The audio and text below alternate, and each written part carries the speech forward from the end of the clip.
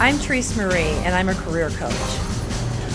What I'm going to do is I'm going to work with 5 people who are chronically unemployed. They can't find a job, so they're doing something wrong. And they keep doing the same stuff over and over again. So my job is to help them figure out how they're getting in the way. Okay, here's what we're going to do today. It's our last day, and we're going to wrap up with everybody on the team and see who's where and what's going on with them. Also, there's going to be a little surprise today. They're going to have an opportunity to meet with an employer, actually do an interview to see if they're placeable, if they're people that need training, whatever, but I'm going to spring that on them.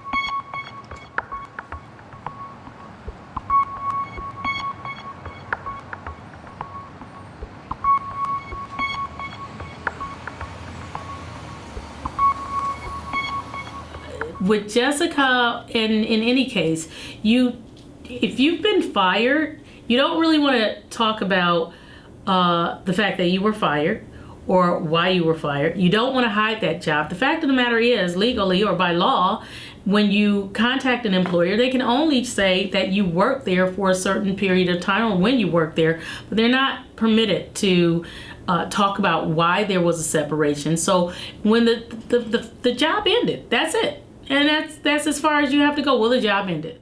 I thought that clearly they're employable, but it's just getting them to the right, in the right situation and helping them to kind of shed some of the common mistakes that a lot of people make. I think the thing that all of them did right was when they came in the door, their hands were out to shake your hand. They were, they were comfortable, they were assertive, they made great eye contact. You didn't get that, I'm just here and oh, woe is me, maybe you can give me a job.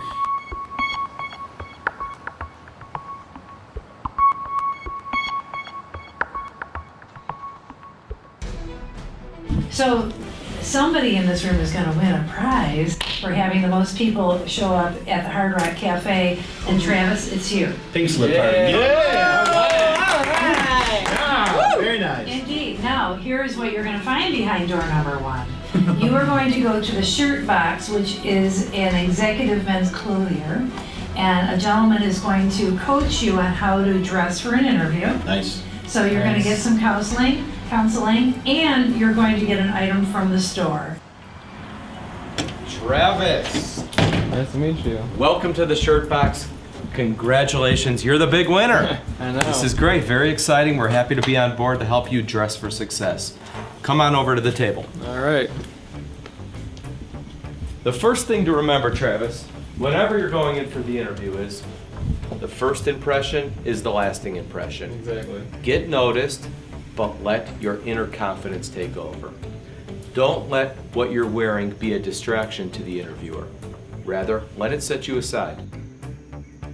You're always safest with the white shirt. You could always go into any shade of blue or a light gray, but I would recommend just a clean white shirt. You're a very trim guy. This shirt happens to be a tailored fit. Oh, nice. Also the best way to do it. All right, let's see how that shirt's working. All right. Shirt looks great. What's the story with this hat? The hat's gotta go, okay? Hair going You're on. going in for an interview, and I hope that this hair, also a part of dressing for success is well-groomed. You must be well-groomed, and I know maybe it's a little different experience walking into an interview versus walking into the shirt box, but take a look in the mirror, you'll see. You still have a little bit of room and a little bit of play after the shirt is laundered. So really the fit of this shirt is dead on. You look great, you should absolutely land this job. And then once the job is landed, then we can get a little more playful. But for interview purposes, you look right on. Best of luck to you, go get them. Thank you. Yeah, I went to Arizona. My brother, he passed. My oldest brother. I'm so sorry. And it was a long trip there, a long trip back, and I got to see my family, but it was hard. It didn't even click. And when it clicked was when I called his cell phone and I heard his voicemail. It was terrible. It'll be okay. Take care of you. Come Can we talk about something happy? All right. My makeup is all gone. You still look beautiful, though. You're a good crier. I mean, you're a pretty crier. All right, what else is going on? What else, in terms of the plan, do you have in your head that you want to do next? Actually, I was thinking about relocating after I get finished with school. Really? I think that you need to work the plan here. Oh, okay. I don't think you have fully exhausted your resources here. I think you've exhausted the resources that you think are out there. Okay. But I'd like to see the list of all the places that you are coming up with, the beauty supply places, the retail places, and I'd like to see who you talked to at each one of those places. Okay. What that conversation was. My guess is that those conversations haven't happened yet. No. So you haven't exhausted all your resources. And see, what happens is you haven't gotten results doing it your way, so I'm going to move on to something else. Well, try it a different way. Right. And then move. Yeah. So I've really seen a lot of growth, and that makes me feel good as a coach because you got something from the process. So I wish you the very best, and I know that you're going to be fabulous at whatever you do. Just keep consistent and keep moving forward. Thank you. You did a and I great really job. enjoyed working with you. Oh, it was great. awesome. Take care of yourself. I I will. mean that. Thank you. At first I didn't like Therese because she challenged me. She didn't just go for what I said. She gave me feedback and she gave me pushback. And so it kind of made me feel like she didn't like me or she was attacking me, and that wasn't the case. She was trying to make me better. I have a different way of thinking, and I look at myself a little bit better now that it happened for a reason, and it just gives me more, after this whole process, just gives me more of a drive just to change things up a little bit and to know that I am worth something.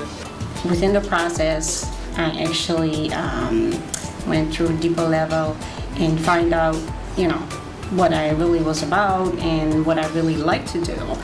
And that was definitely not being a straight up social worker from 9 to 5. So I really like to do more advocate work for individuals with disabilities. Well, I think the experience went well. It was really nice meeting with Travis, Dave, and Jessica. And as for me, hopefully everything goes well. I mean, hopefully I'll be able to finish my program. I'm planning on it. Like, I never knew that this experience could change my life that much. And I'm so much more appreciative of myself as opposed to before when I was just flopping around, so to speak, not really understanding what I wanted to do or who I wanted to be or what kind of goals I wanted for my life. And this kind of helped me to understand me.